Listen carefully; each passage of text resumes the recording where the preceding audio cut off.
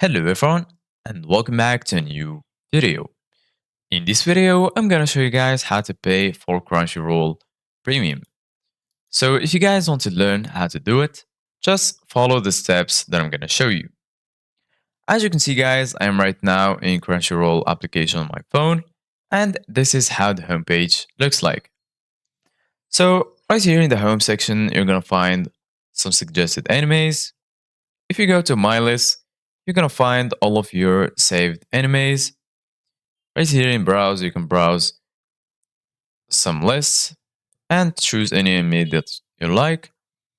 Right here, also in simulcast, you can browse some simulcast season animes. And lastly, there is the account section. This section includes all of the settings related to your account. Basically, guys, in order to pay for Crunchyroll Premium, there is two ways. The first way is by clicking on membership plan.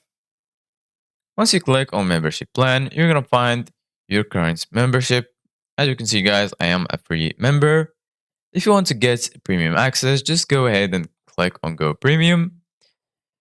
With premium access, you're gonna get unlimited anime, no ads, and new episodes shortly after airing in Japan. So once you click on go premium, right here in the bottom, you're gonna find start subscription. Once you click on it, they're gonna take you to Google Play or Play Store or App Store if you have an Apple phone. So right here, as you can see, guys, add payments method to your Google account. You can click on add credit or debit card, or if you already have your credit or debit card saved, just select it and then you're going to be able to pay your subscription.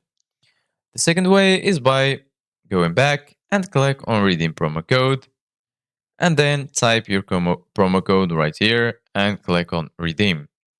So this is it guys for today's video. Thank you guys for watching. See you guys in the next video.